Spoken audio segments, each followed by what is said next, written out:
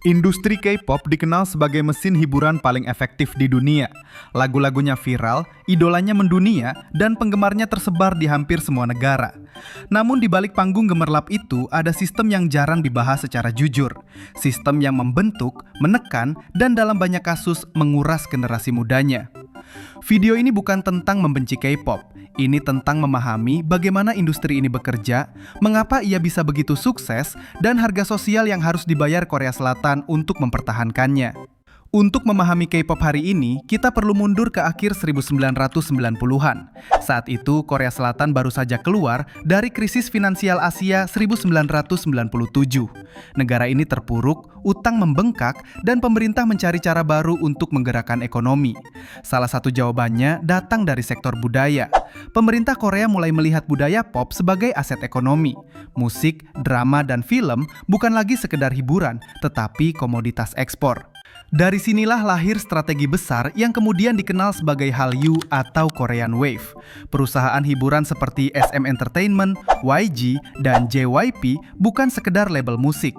Mereka membangun sistem industri yang terstruktur, terkontrol, dan sangat efisien. K-pop bukan tumbuh secara organik, ia dirancang. Di dalam sistem ini, idol tidak muncul secara kebetulan. Mereka direkrut sejak usia sangat muda, seringkali masih anak-anak atau remaja awal. Setelah itu, mereka masuk ke dalam sistem trainee yang ketat. Seorang trainee bisa berlatih selama 3, 5, bahkan 10 tahun tanpa jaminan debut.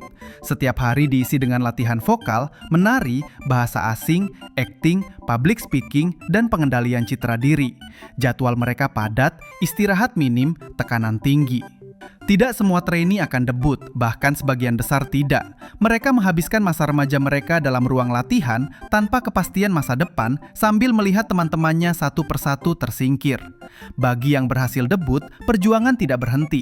Justru disitulah tekanan sebenarnya dimulai.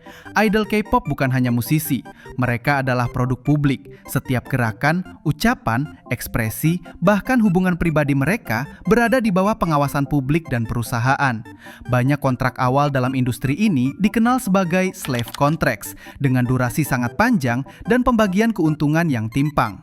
Meskipun aturan telah diperbaiki dalam beberapa tahun terakhir, praktik pengendalian ketat masih sangat terasa. Idol diatur soal penampilan, berat badan, gaya bicara, bahkan seringkali kehidupan asmara. Hubungan pribadi dianggap sebagai risiko bisnis. Kesalahan kecil bisa menjadi skandal besar, dan skandal bisa berarti akhir karir. Dalam sistem ini, individu seringkali kehilangan otonomi atas hidupnya sendiri. Tekanan ini bukan sekedar emosional, ia berdampak nyata pada kesehatan mental. Korea Selatan sudah dikenal sebagai salah satu negara dengan tingkat bunuh diri tertinggi di negara maju. Di industri hiburan, tekanan itu berlipat ganda.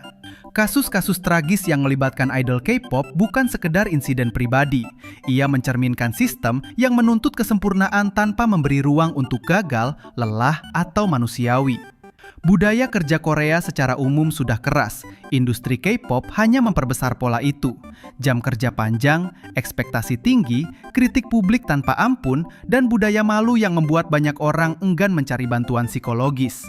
Di luar panggung, banyak idol hidup dalam kecemasan kronis, gangguan makan, depresi, dan kelelahan ekstrim. Namun citra publik tetap harus cerah, positif, dan sempurna. Lalu mengapa sistem ini tetap berjalan? Karena secara ekonomi, ia sangat menguntungkan.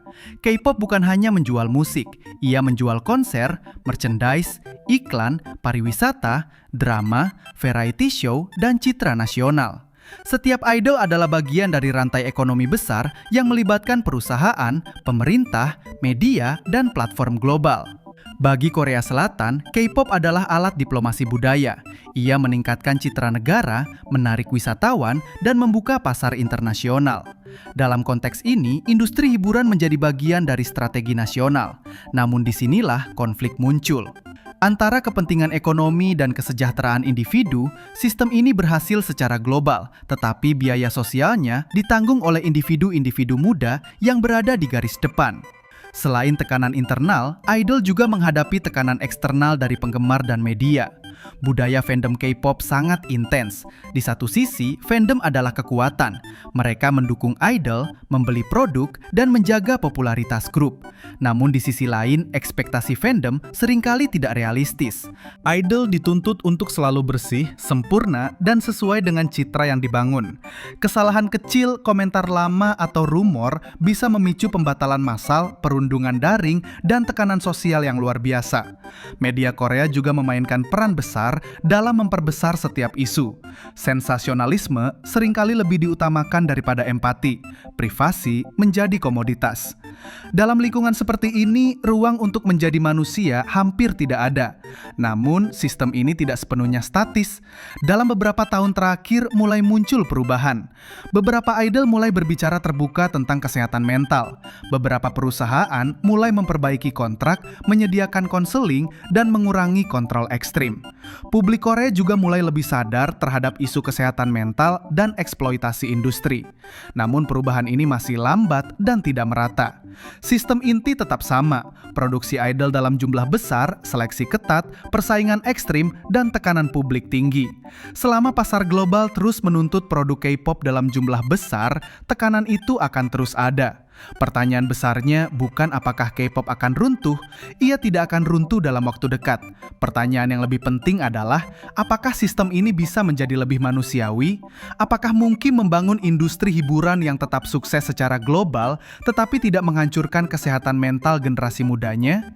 Apakah mungkin menyeimbangkan antara profit, citra nasional, dan kesejahteraan individu? Ini bukan hanya pertanyaan tentang K-pop, ini adalah pertanyaan tentang arah masyarakat Korea secara keseluruhan, tentang bagaimana negara modern memperlakukan generasi mudanya di tengah tuntutan ekonomi, kompetisi global, dan tekanan sosial. K-pop adalah cermin, ia menunjukkan sisi terbaik Korea Selatan, disiplin, kreativitas, kerja keras, dan inovasi. Namun ia juga memantulkan sisi tergelapnya, tekanan sosial ekstrim, standar kesempurnaan yang tidak realistis, dan sistem yang sering mengorbankan individu demi citra kolektif. Di balik lagu-lagu ceria dan panggung megah, ada manusia yang menanggung beban sistem ini setiap hari. Memahami K-pop bukan hanya soal menikmati musiknya, ini tentang memahami struktur sosial yang melahirkannya. Dan pada akhirnya, ini bukan tentang membenci industri.